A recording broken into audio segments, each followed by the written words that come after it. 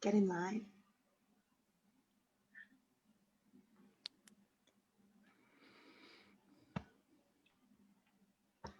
Yay, awesome. We are live now. Give me one. Shalom. Thank you all for joining us here tonight to learn how to stay calm in the heat of the moment.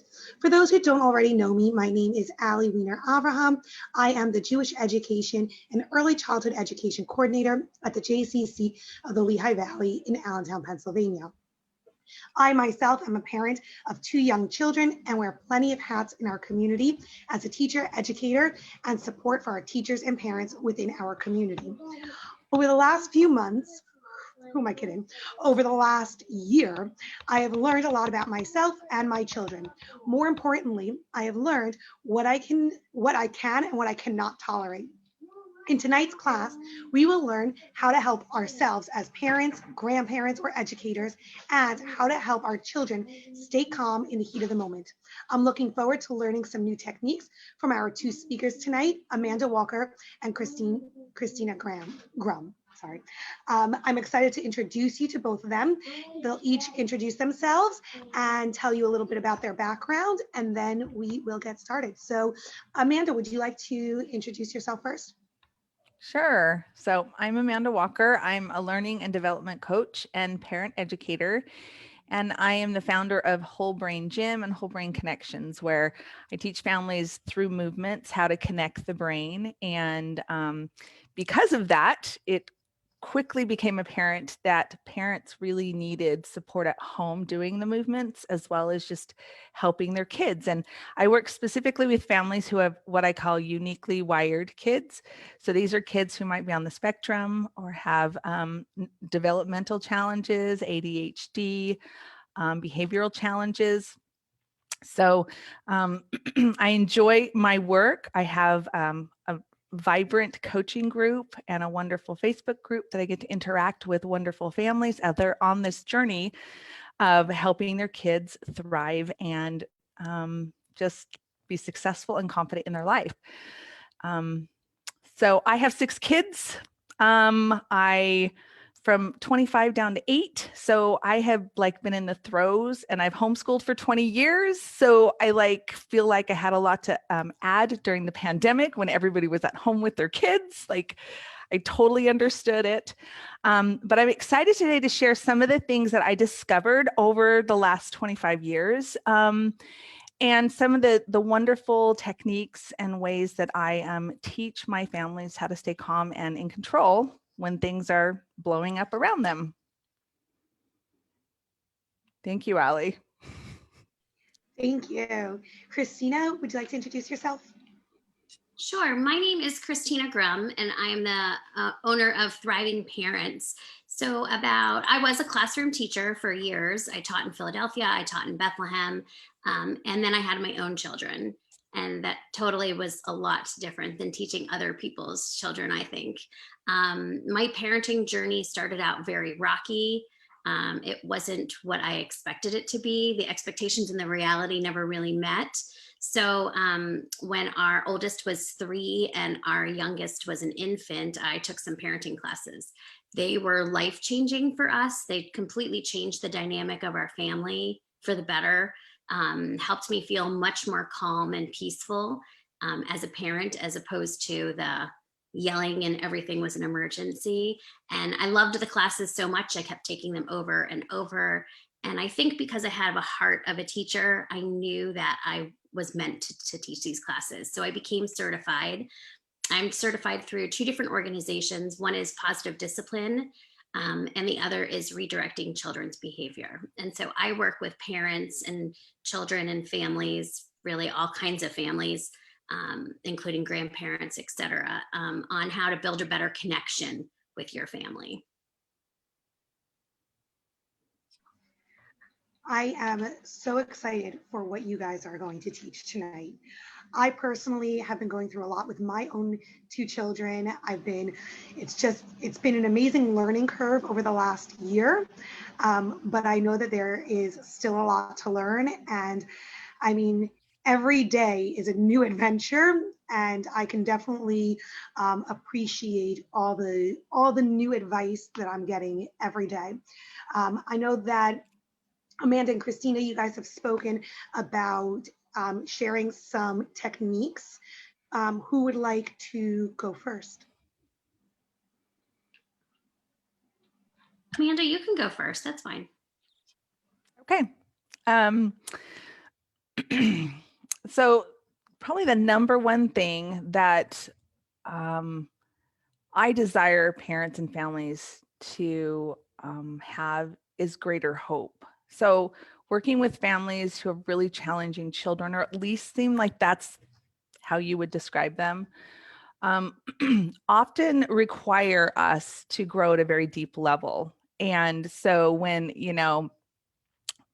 the crap hits the fan and our children are having meltdowns, they're struggling, they're not able to follow directions, they're really dysregulated. It's so easy as a parent to instantly go to reaction mode.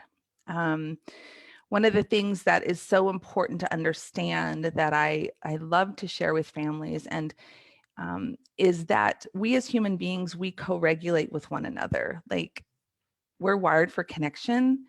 We're looking to be accepted into the group. Our kids want to feel connected and like they belong.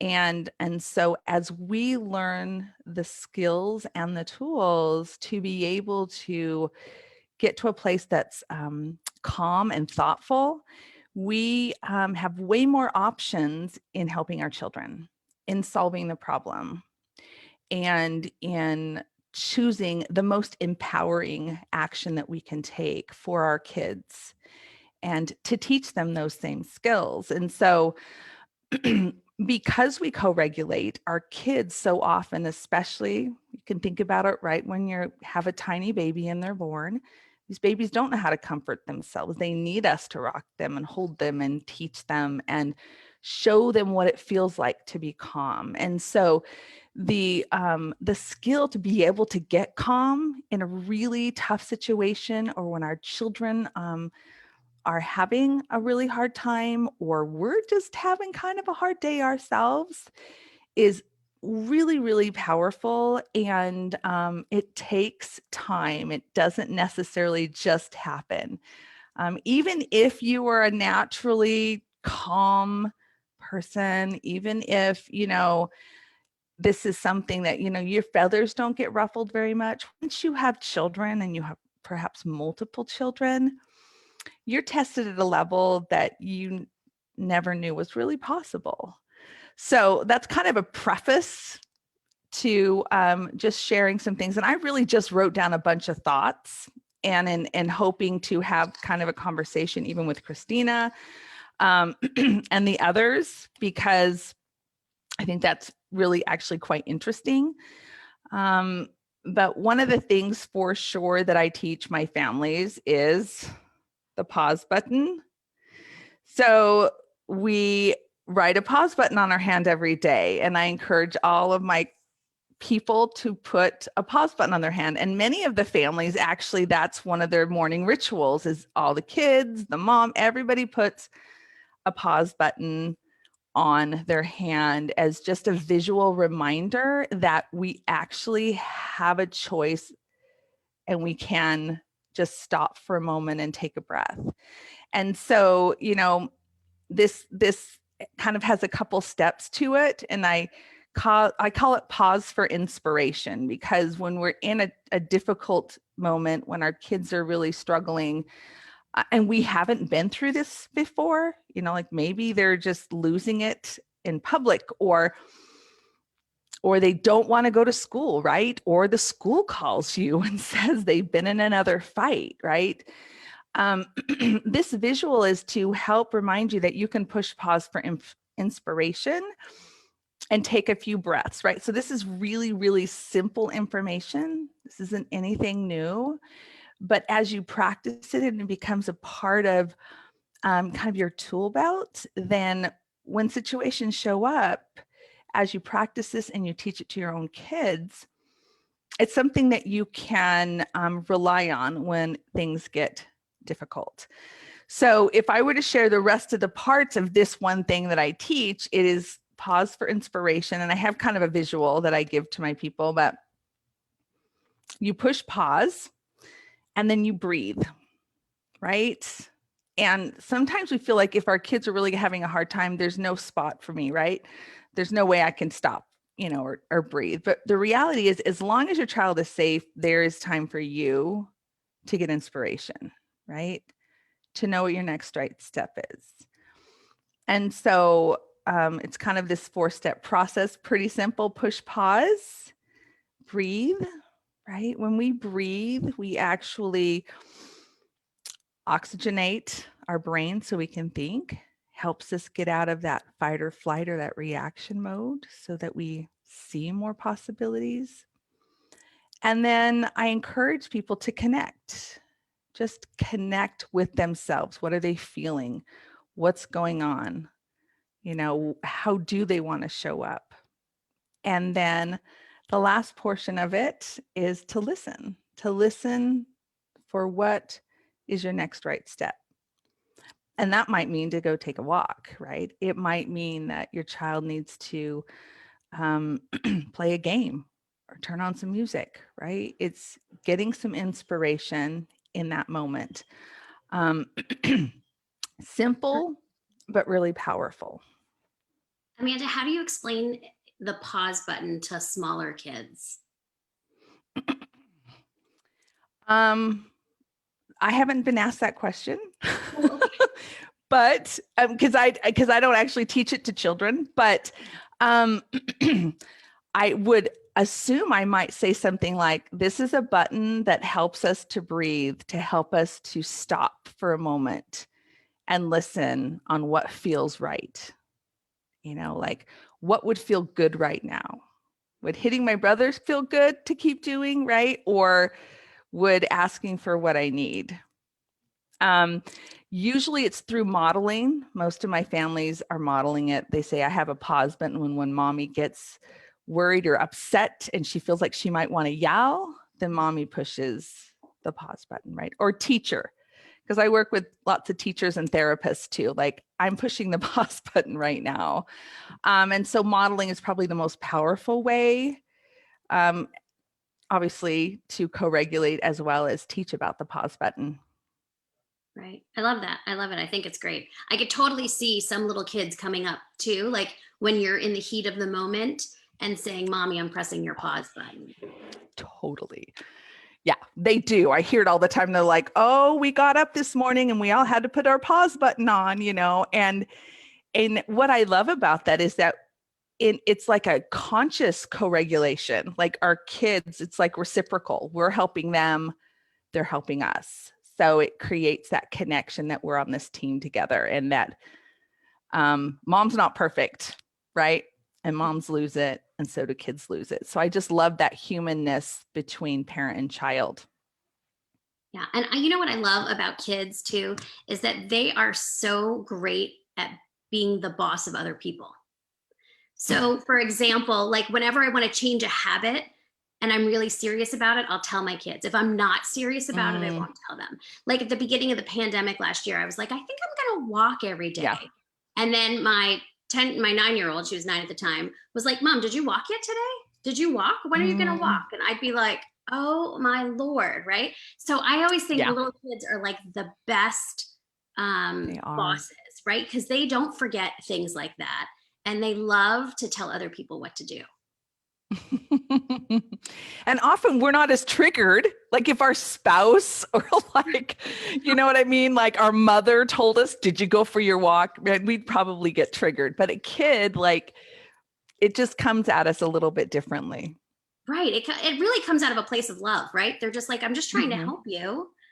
Meanwhile, I'm like, well, I don't know how serious I was about walking every day. It's raining today. And they'd be like, you should still go out. And I'd be like, oh, okay. Yeah, absolutely. Absolutely. So tell me, Christina, where do you find that parents struggle the most with the ones that you work with?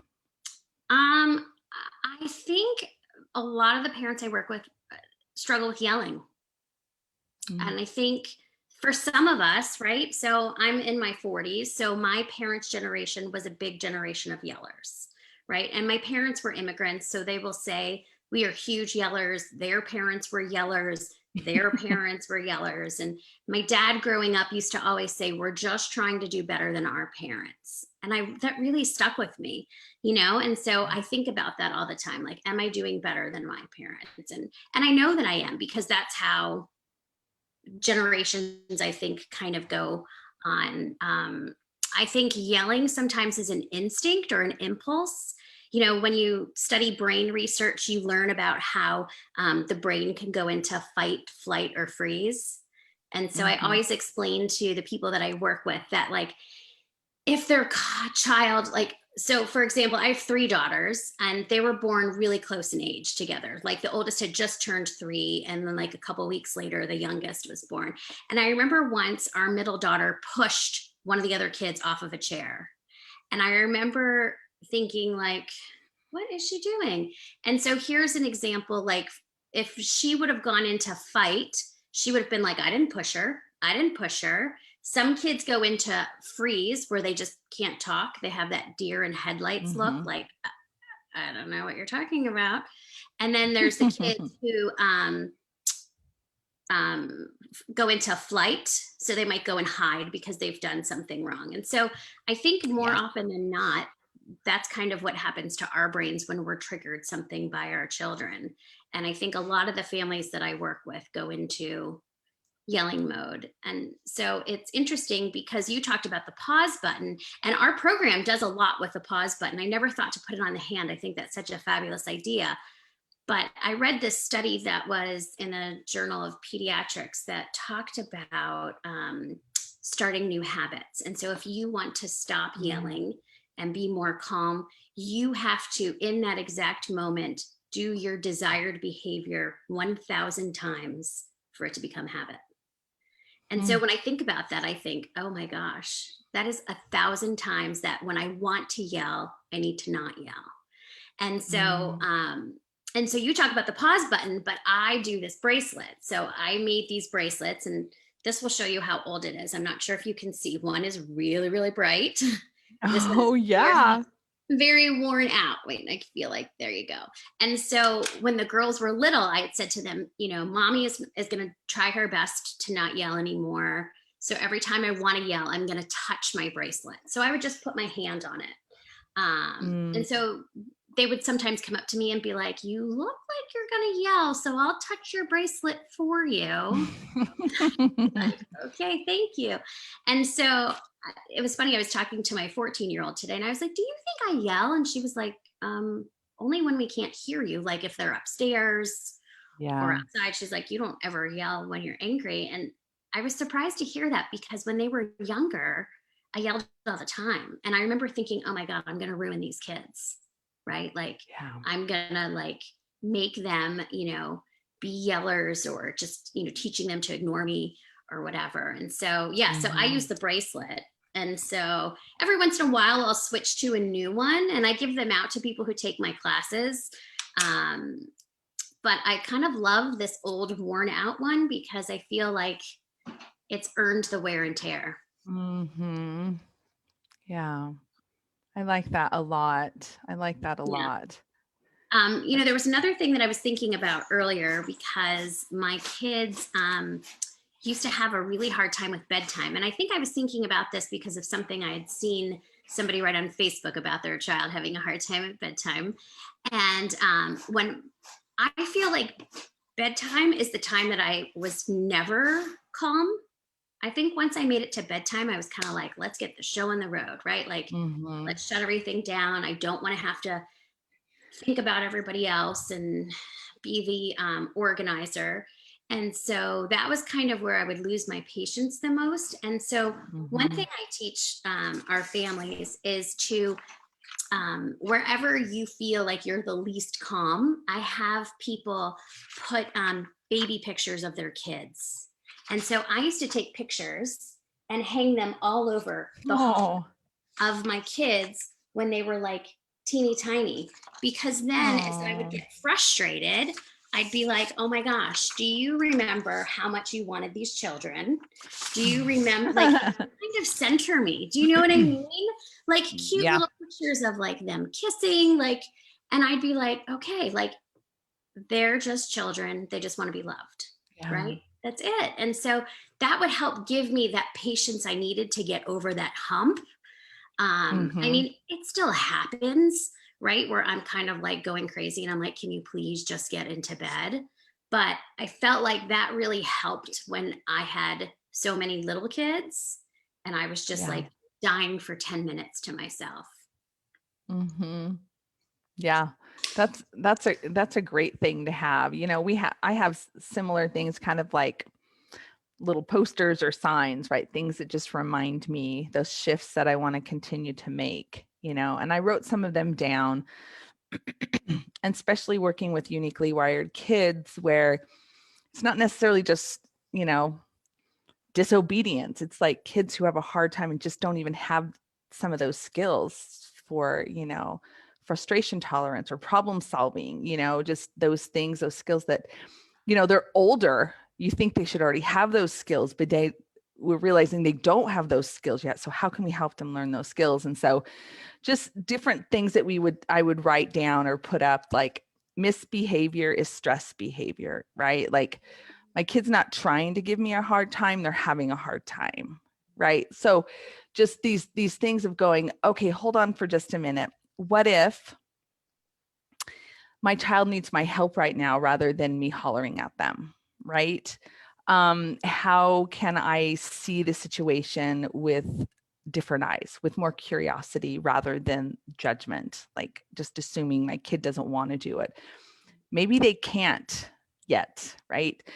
And so some of these shifts in the mind that are helpful to put those up as well, kind of similar to your pictures, and you're just realizing, okay, hold on just a second. Let's consider something else. Let's consider maybe something else that's going on below the surface that's really causing some of these challenges. And those are super helpful because, you know, we just need that reminder sometimes. And I oftentimes put those by kind of my vision board of what I'm wanting to create in my family and what really matters to me, you know, so I start to kind of create the values that I want for my family. So that's similar to seeing those pictures and remembering the joy that you have with your child, right? And that helps you stay in that kind of frame of mind.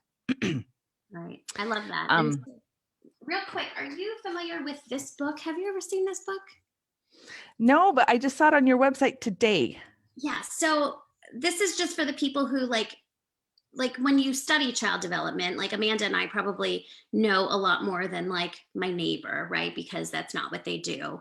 I think you start to learn like what stages, what things happen. But I love this book. So the very first school I taught at made every teacher keep this in their classroom. And so what it is it's a great book. It gives you what kids are capable of socially, psychologically, physiologically, emotionally, cognitively, their gross motor, their vision at every age between 4 and 14. And I'll pop over to the JCC page to type in a link for the book. But it is such a good, sometimes I'll be like, why is my kid doing this? And I'll look up like 10-year-olds and I'll be like, it's because she can't do this yet, right? Like she's just not physically, she's not trying to be, you know, misbehave or be difficult. She is just physically and emotionally not capable of doing this yet. And so I love this book. Yeah, that's super helpful. I remember learning years ago. I think I was being trained for a Cub Scout leader or something. And I remember watching kind of this thing about kids at, you know, different ages. And I remember thinking, you know, they said 11-year-olds, everything has to be fair. Like everybody's got to have their fair portion. And that stuck with me. And so I'm sure that book is like stocked full of that information. And that's empowering to realize, okay, maybe I'm asking too much, or maybe I'm not asking enough. Like maybe there's some places here where my child can participate and help bless the family, right? And sometimes behavior comes from feeling like they're disconnected, right? They don't feel like they're a part of it. And especially if you have a kiddo that, is uniquely wired. I have 6 kids, so I have one that's specifically why I got into all of this. And she's the one kid that's like, I don't get any of this. Like, everybody else knows the song, but I don't know the song. And when they realize they don't know the song, it's really upsetting, right? If they haven't already made a decision about themselves. And so helping them know that they are part of that song, right? That family. They just have something unique to contribute to it. And a lot of times our kids' behavior can come from that deep sense of not fitting in, or I'm the one person nobody gets, and so it's just important to, it's kind of off topic, but I think it's valuable to consider, do our kids feel like they're connected, right? And how powerful connection is as a preemptive activity or outside of the moment activity to build a relationship, so that when your hair's on fire because your kid's like, I don't know, thrown paint all over the place, that you have a connection in which you can communicate and you can figure out what's going on. Yeah, I feel like connection is like for me, the biggest word in parenting, right? Connection is the key to my success. I feel like my kids are less draining when I'm more connected to them. And I feel like I have more patience when I'm connected even to myself, when I've had some time to do something for myself that does not include these 4 walls of my house. Mm-hmm. I feel like I'm a better mother and a better wife when I'm more connected to my husband. So all those things, I think connection is so underrated. I think a lot of people don't put as much value in it, because I think when your kids feel connected, right, they're more likely to be cooperative. Yeah. I always say, I used to, I tell this story. So my first job out of college, I worked in this office and they sold like copiers. And this was before I was a teacher. And they sold like copiers and fax machines and all this big equipment. And there was this woman who used to come every Monday to pick up this report from me. Every Monday, I never had it ready, right? But this woman never had a conversation with me. We had a very small office. There was maybe 15 people. And so every time I tried to talk to her, she didn't really talk to me. And every Monday she would come and ask for that report, and I never had it ready. So one day she came in and she was like, "Hey, how are you doing?" And I remember being like, I'm good. And so we had a conversation, and I never let that report be late again, because she had just made a connection with me, right? I didn't feel like she was just coming because she needed something. And that really just stuck with me. I was like, why do I feel so inclined to give Tammy this report? And I think it was just because then we had that connection. Mm-hmm. Yeah. Yeah. So there's things to help so that when the moment arises, you have more tools, you have more connection to help kind of work through that challenge. And that also feels like you can remember the love you have for your child, right? You can remember, okay, how do I want to show up as a parent? Because, I think parenting and helping our children is like 80% me and 20% them. It's like, who am I being? How am I showing up? Because I am this model, I'm this example. And so for some of us, we, hang our heads in shame some days, right? Like, you realize you had a day where there's like emotional carnage everywhere. And you just think, oh my gosh, what have I done today? But then you learn and you grow and you start to be able to push that pause button and help your kids and really discover what's going on for them. With my uniquely wired child, and I share this all the time, is I can feel this connection. Like, I naturally can tell when I feel disconnected, and it sometimes creates an irritation in me. And until I figured out, oh, I feel disconnected, I just felt irritated and kind of short with my family. And I'm like, oh my gosh, I don't feel connected to you. I don't feel like we're connected. And so your needs and life, your challenges or whatever is like, it's too much for me. It's annoying, And so I would specifically say, hey, we need to do some activities together. Like we need to spend some time together so that, things aren't as, rough. They're not as, there's not as much friction in the home. You're depositing into that emotional bank account. Mm-hmm. Yeah, I always think that's Absolutely. important. I talk about that in one of my classes. Like the things that put into like an emotional bank account are things like spending time together,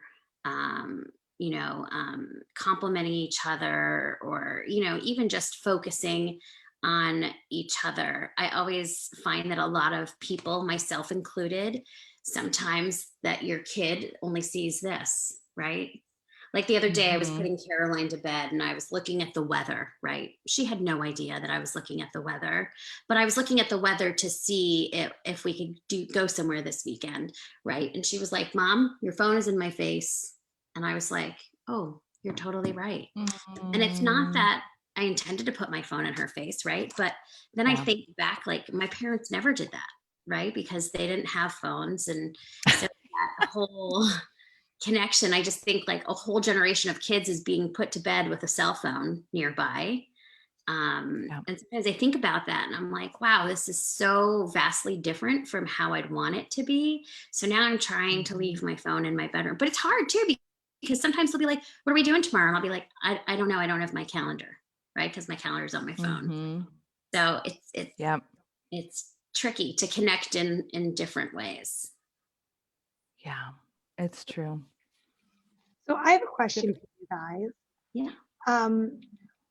When you've got two kids or siblings that are going at it, how can you help them stay calm? Or if one's starting up with the other, how can you guide them to even keep each other calm and resolve the situation without screaming and yelling, etc.? Do you want to take that one? Yeah, Christina? I could. I teach a whole class on siblings, Allie, and actually, I think I'm teaching it soon at our local hospital. So I will send you the link to it and anybody else who wants it. But I think with siblings are tricky because you want to step in some, but you don't want to step in some. Because here's the thing about sibling relationships is they really set the stage for relationships in the future, right? They teach people how to solve a problem, how to work together. So I feel like sometimes we step in too soon and we kind of work it out. I kind of hover and say, let me know if you need me. But I know that you have smaller kids. So I think when you've got smaller kids, you really need to make sure that nobody's getting hurt. Like that's always the rule. Like even if you're fighting, nobody is allowed to touch anybody else, right? So you kind of set some ground rules. Like nobody's allowed to get hurt. I usually try to say no name calling, but as they get older, they get a little more creative and their vocabulary gets bigger, right? So what's an insult might be like, them comparing each other to like a book character or, something like that. That's not like an overt like name calling. So I try to set up ground rules. And so I try to do the whole, no name calling, no touching each other. And I kind of just let them go. And I say, I'm here if you need me. And I'll also make sure you keep an ear out for fairness. Sometimes, right, like if the 4-year-old has a toy and the 2-year-old wants it, the 2-year-old, the 4-year-old may say, nope, it's mine for now. And so then I'd kind of step in and say, she would like to play with it. When are you willing to give it up? Would you like me to set a timer to kind of help? So I kind of just try to guide it without stepping in too much, if that makes sense. Yeah. I mean, we do a lot too with our kids about like teaching them to be calm. Our kids all have, you know what, Allie, I have pictures. Let me pull this up if you'll let me share my screen. So we do with all of our kids. You should be able to share your screen. All right, hold on one second. It should be on my desktop. Here we go. All right, let me click the share. So our kids all have, oops, there we go. All right. So our kids all have what we call a peace spot in our house. And it's so funny because I always think when they were little, they always called it a pea spot. But it's really a peace, like a peace and calm spot. And so in our old house, we had these narrow rectangular closets. And so you can see at this age, she didn't really have a lot of clothes to hang, but when she did, they only came to about here. And then Matt hung this little light in here and the cord actually scoots out. And so we kind of fill it with like all their favorite things. So she put like her big comfy chair, she had a table, Caroline had a puzzle in here. I believe she had Legos. But it becomes like their favorite place. And so it'd be like the place that you'd go to like calm down or just to relax. One of my children has some sensory issues. So like after a really long day, she just wants to come home and like curl in there and nap, right? She just needs to come home and have quiet is really what it is. She just needs people to stop talking. She just needs to decompress. Yeah. And so that is their spot. And so this was another daughter. And so she was learning how to knit on a loom. So she would take that in there. She had boxes of yarn in here. One of our other daughter put tons of Legos in the room. One of them had baby dolls, but they all have like their own little spot. And so we don't let, they're not allowed to let their siblings in the spot. The spot is just for them, but it was a place where like they could go and calm down. So sometimes if they're with their sibling and they're getting overheated, I would say, do you need to go to your spot? Do you want me to go to your spot with you? And it wasn't like a timeout because I don't advocate for timeout, but it was like a place to kind of go reboot and think. It was like your pause, right? It was your place to go to reboot, and then you can come back. And then maybe when you come back, the toy is available, or you don't want it anymore, or you want to play something else. But it was always such a great way to teach our kids to take a break. Yeah. I love that. Yeah. I have a question to add to that. So if I wanted to create something like that in my home for my children, I've got a 6-year-old and an almost 2-year-old. The 6-year-old can understand that, but how do I keep the 2-year-old from entering the 6-year-old's space? I understand once they're a little bigger, they understand like, okay, you know, I'm not allowed in your space, you're not allowed in my space, and it becomes that safe zone. So how can we create that space for a child when there are younger children that aren't quite ready to understand that yet? You would probably put it in a place where the 2-year-old couldn't get to. So like Caroline's was in her closet. Everybody has ended up being in their closet. And so I just knew I had to keep all the other kids away from her room, because if they got to her room, then they could get to her closet. In our house, we had the bedrooms were on the second floor. So I just kind of, when I knew she was going to her peace spot, I would try to keep everybody else occupied downstairs. That might be the time that I bring out like the do-a-dot markers or pipe cleaners or a snack or something like that, so that they could have that time. But I'd also probably set up a peace spot for the 2-year-old, right? Because at 2, they're not going to really get it as much. But at that age, you could make their peace spot in the family room or in your kitchen, someplace where they're near you so that you can keep an eye on them. And then you actually model to the older child. So then you might say to like, I might say to my oldest, like, Catherine, this is Rebecca, and Rebecca is the youngest. So I might say, Catherine, this is Rebecca's spot. You can't go here, you know, so that it's modeling. And then they kind of feel like a sense of pride, right, in their own spot. And then I think they start to respect it more. We started this, Catherine went to a Montessori school. And so probably when she was 5, we started it. So that means Rebecca was 2. Rebecca's first peace spot was in, you know how like some couches have like an arm to them, and then there's like a little space in between the couch and the wall. That was like Rebecca's first little peace spot. She would take like her dolls and her blankets and like curl up in there. And that was her spot. And sometimes I would even like exaggerate, like, oh no, nobody can go to Rebecca's spot. And it really helped drive it home to her because she had that sense of pride about having her spot that wasn't the big kids, especially because the big kids usually get everything, right? And the little ones have to wait. You're not big enough. You're not old enough. All those things. So I think that gives them a sense of pride. And then I think they're more likely to respect it. Mm-hmm. I love that.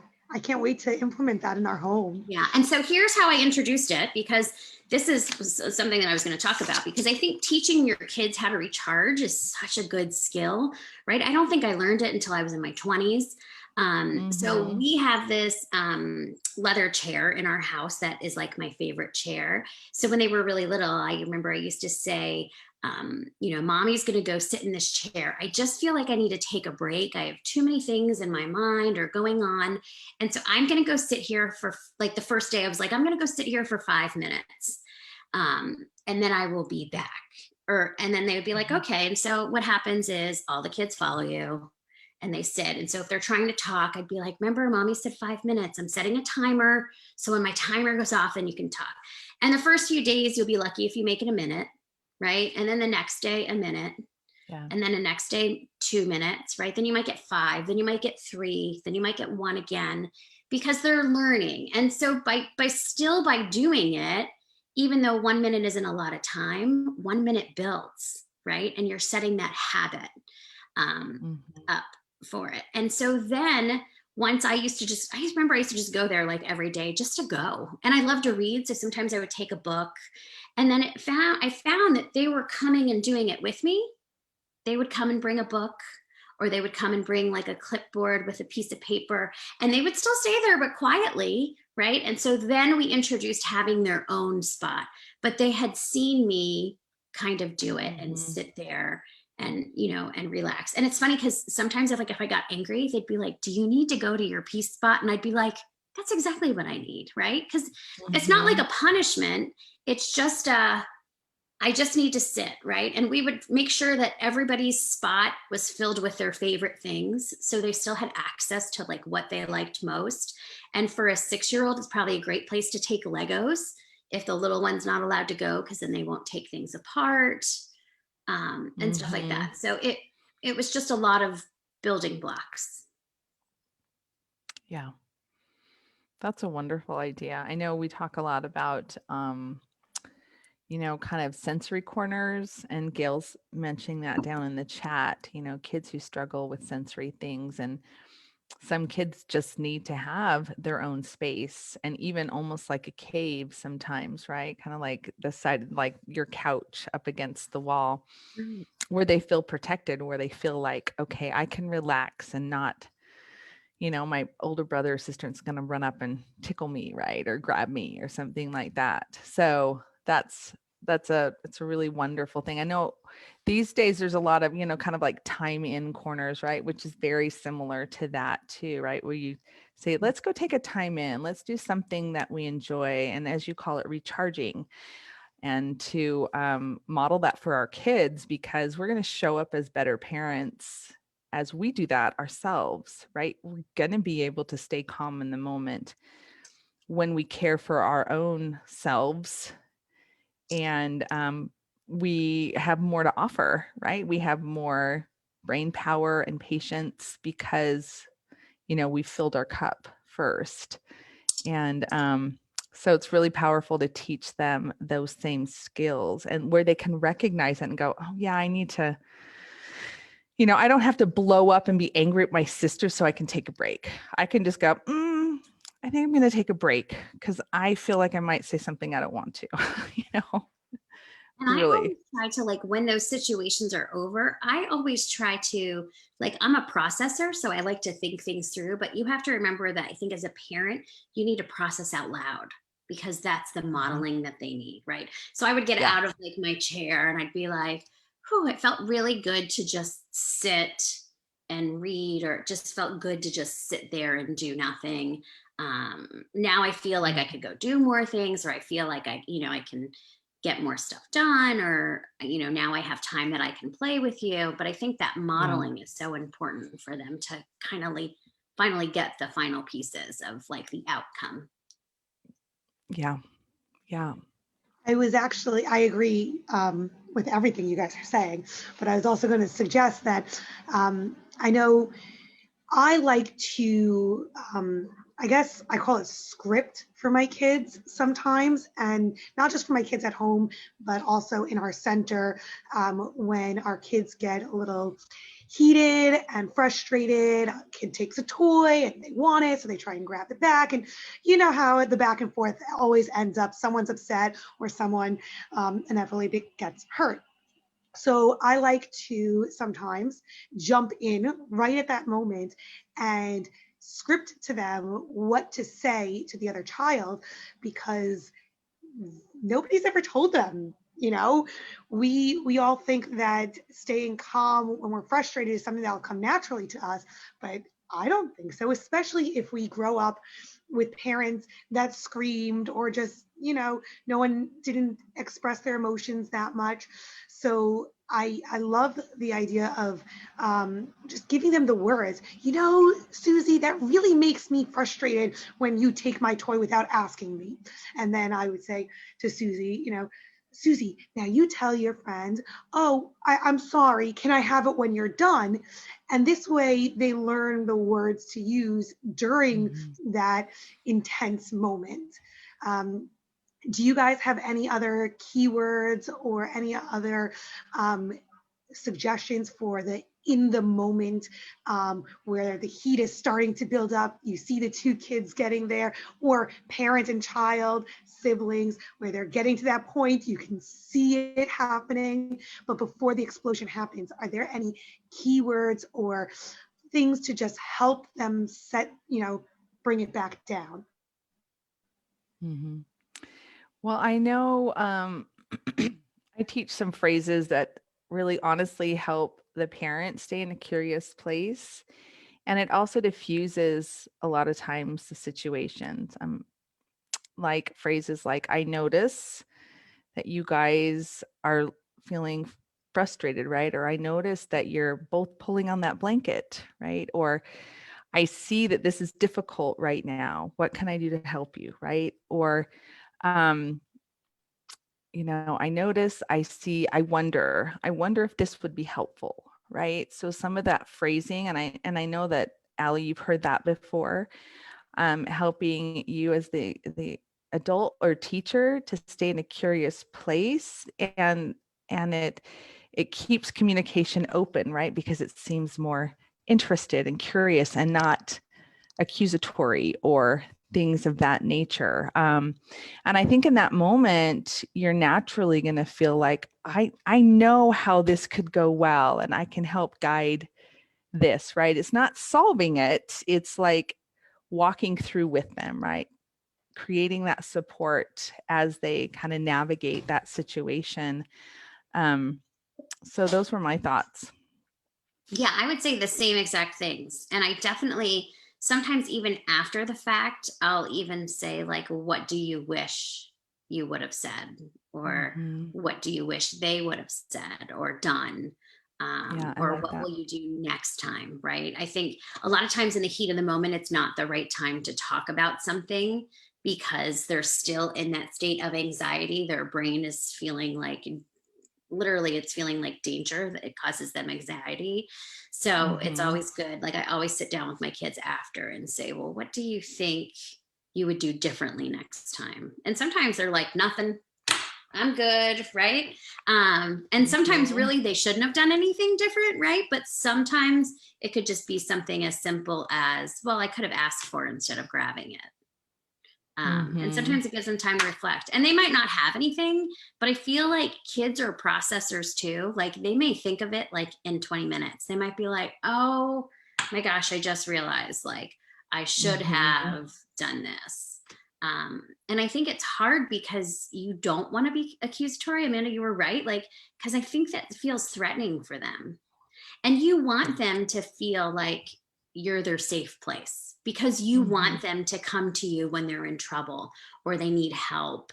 And a lot of kids don't have that, right? They feel like if their parents are like big punishers or blamers, that then they can't come to you when it really counts. And that's, I think that's like one of the most important things. Matt and I frequently talk about like where our kids will be, right? Like, we'll say, oh, we have, 4 more years until Catherine graduates from high school. Well, what do we want her to be able to do in those Yeah.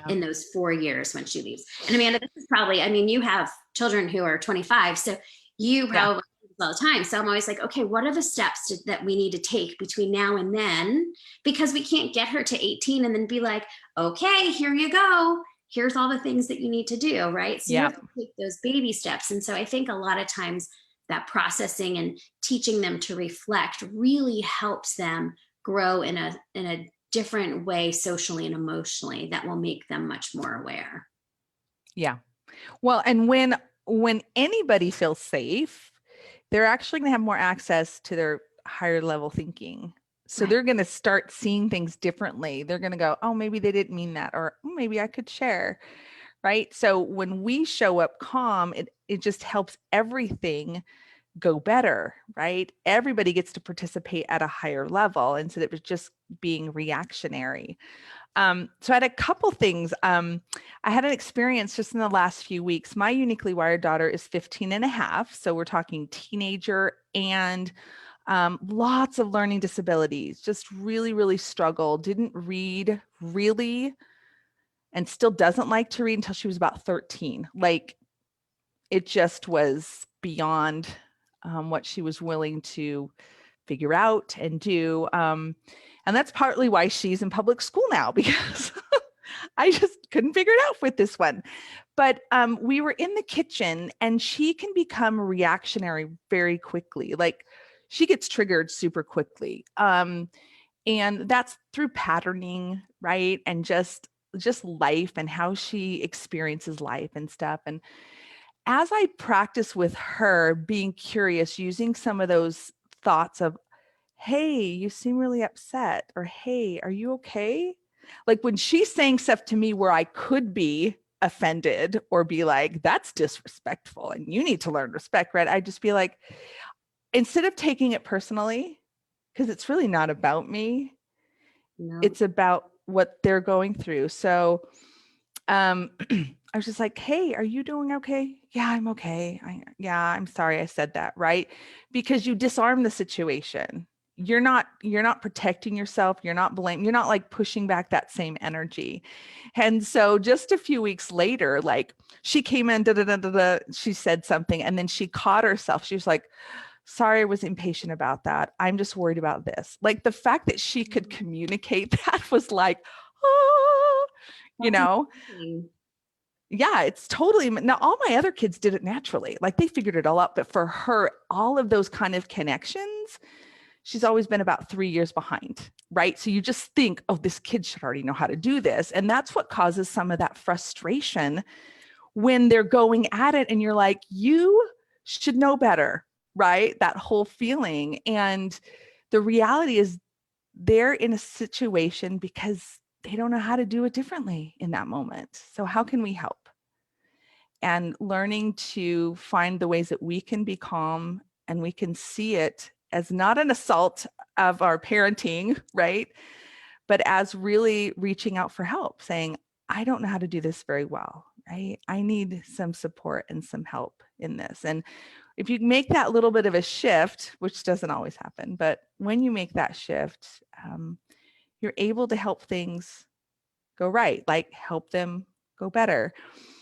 The last thing I wanted to share is I do something that's kind of cool is I keep a piece of paper up on the wall, and I did this all through homeschooling because I did it on a schooling level, and then I did it kind of like on a life skill, like level where I would think of something I wanted to take my kids to do, or I wanted them to learn, right? Like to go to a Shakespeare play and go to a concert, right? Or these types of things. And I kept this rolling list of the things that I felt really inspired about, and I'd love to expose them or show them about this.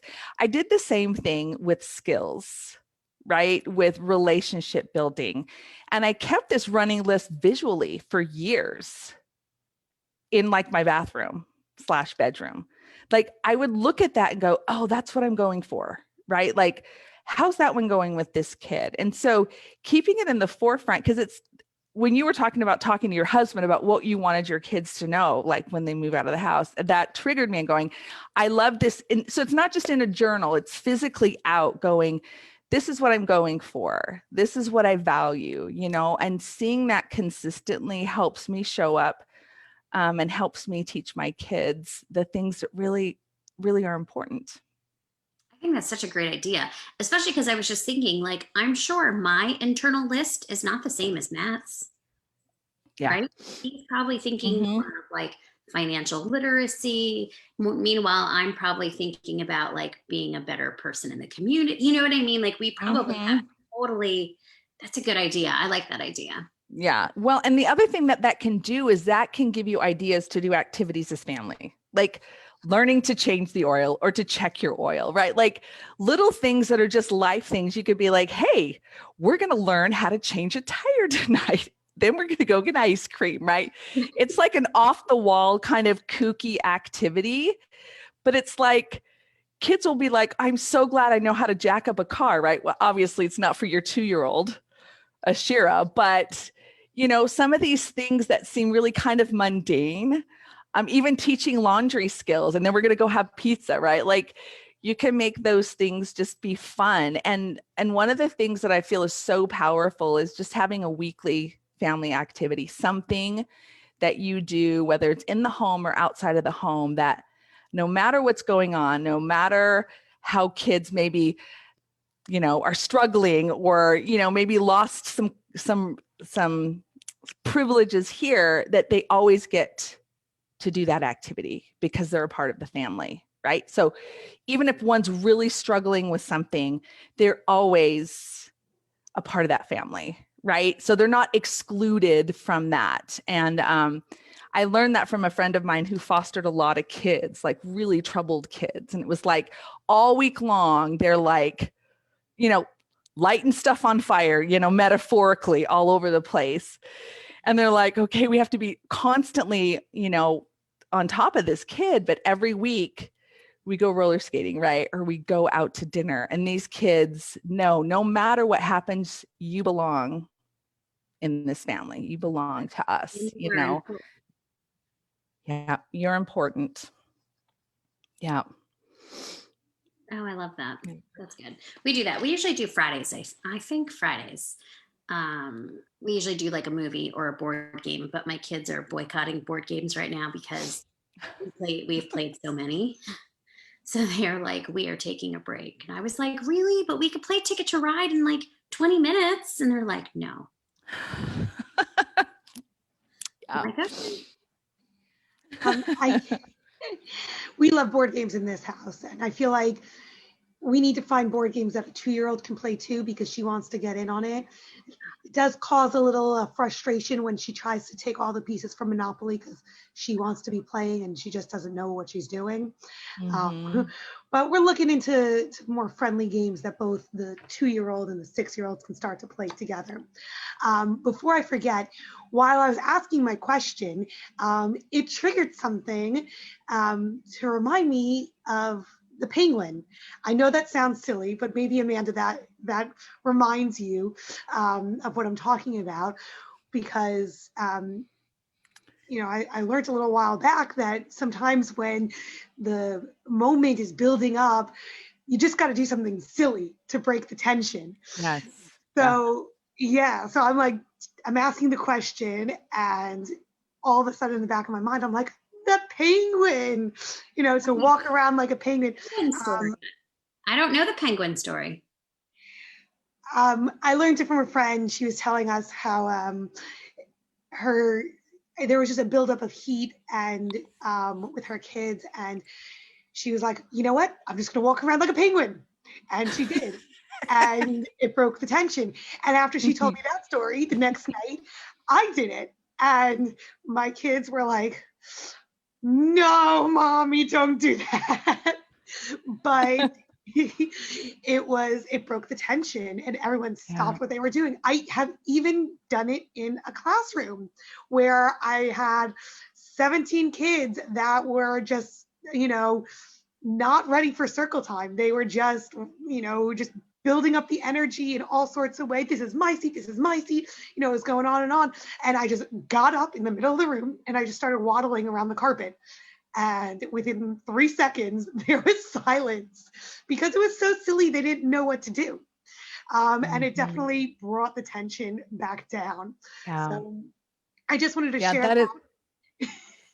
I love that. I love that totally. Cause I'm one to just start like, I'll sing my answers or I'll be like, why are you yelling? Right. Like I'll just be like, I'll talk for a while I'm singing. They're like, oh my gosh, stop. Right. So even if they're sort of irritated, it stops the brain, right? It's kind of like the dog that's triggered and you have to tap it, right? Or you have to get it to redirect it so it kind of gets out of that fight mode. And so those kind of things are fun. Like, of course, I'll dance or, I'll try to cuddle up to them or just stuff that they're like, stop, right? Or throw a pillow at them, depending on their temperament. Some kids would lose it if I did that. Other kids, it breaks that tension.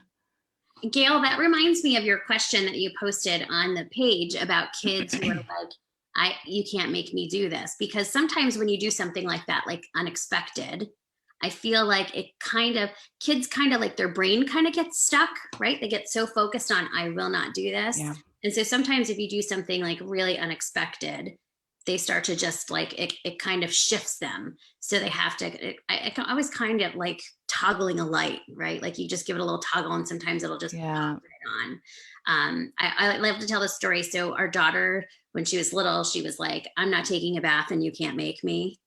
My husband was like, you're right, I can't make you, right? Because we really teach them that their body is theirs, they're the boss of their body. But what he did was he started to do somersaults down the hallway to the bathroom. And she was kind of like, what is daddy doing? And she started to do somersaults and followed him. And she went right into the bathroom and she took off her clothes and she got right into the tub. I think because she was just like distracted, right? It was just redirecting her in a different way. He didn't have to say, get into the tub. He didn't have to say, we're going to the bathroom. He didn't have to take her clothes. Like he just kind of distracted her and we call it doing the unexpected, right? It just kind of gives them a little bit of a shift. I love that. I love that too. That reminds me of a lot of what we do in our home. I have a uniquely wired child that for a very long time was struggling with bathrooming. Back when the pandemic started, my child would have no idea he needed the bathroom and I couldn't get him to go to the bathroom for anything. I mean, he would literally run in circles and tell me he doesn't need the bathroom. And for me, I was getting frustrated. Like I was at my breaking point. That was me at my heat of the moment. What's going to happen next? And then I realized, after a lot of coaching from Amanda, thank you, I realized that we could make it into a race. We could we could offer we offered Pokemon cards for it. And I also learned to ask a question. So it's the heat of the moment for me. I'm the one who's anxious. I'm like, I feel my blood boiling as he's running in circles telling me, I don't need the bathroom. I don't need the bathroom. So I would be like, okay, you don't need the bathroom, but I do. So I'm going to get there before you. And he just went just like that.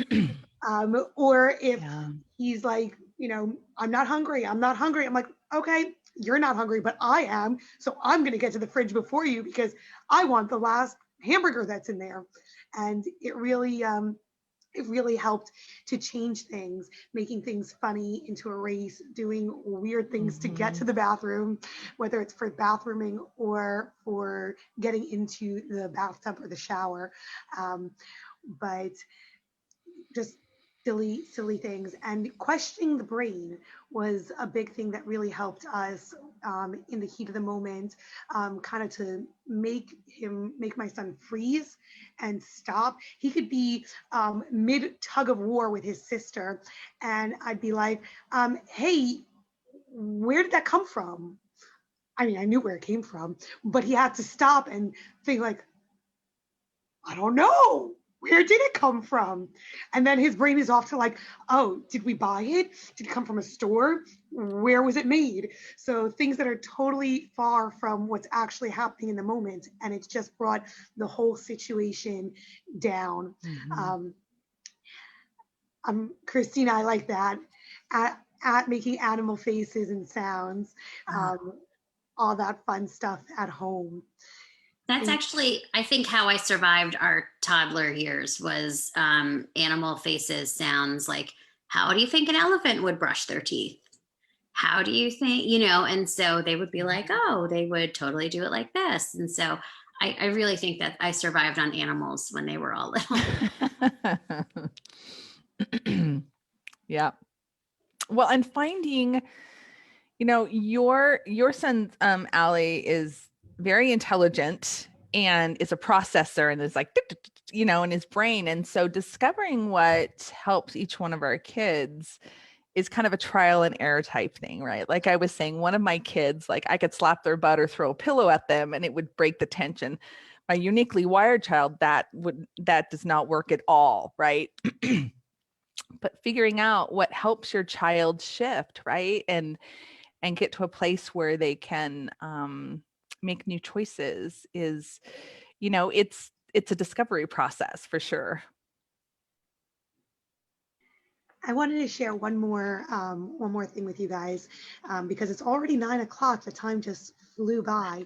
Um, I a year ago when I first started to think like now is a good time to like really work on my family. Who knows how long we're going to be home? Let's see what we can do, how we can improve ourselves. Um, my daughter was not even a year old, and I was just so focused on helping my son. But along the way, I learned how to help my daughter help my son. Um, and what I mean is that when my son would get so anxious, I would always try take a deep breath, and I would try and teach him how to take a deep breath because he didn't know how to. Um, and he hated it. He hated every time I would to tell him, take a deep breath. But I would always do it. I would just, okay, this was my pause. I would do, and I would pretend to throw things out the window, like just take all my frustration and throw it away. And my daughter, who wasn't even a year, was watching me every moment. And she learned to take a deep breath. And from that, she then saw when my son was getting frustrated and she would go and she'd be like, she'd put her little hand on him to get his attention and she would take a deep breath or breathe. And to see this little kid, because my daughter is tiny, so she has this little tiny mouth and everyone around her would just calm down. But what's so amazing is she wasn't even a year old when I first started doing this, and she picked it up just from watching me do it with my son. And she was more effective at teaching it to my son than I was. So just keep, like, I know you guys were both saying, modeling these things out loud, taking these deep breaths, saying our emotions out loud, saying our feelings, expressing, what we expect of ourselves, expect of our kids, expect of those around us. Just doing it all out loud really makes a difference for everyone around us, even if they're not even a year old yet. So I hope you guys enjoyed this class tonight. I thank you both, Amanda and Christina, for coming here tonight and sharing your wealth of knowledge. I always love learning new things, and you both have so much to teach. Thank you guys. And I can't wait to see you at our next parent panel, which will be in 2 weeks after Passover. Thank you guys. Yes. Thank you, Happy Allie. Passover, by the way. Have fun on your trip. Thank you. Bye.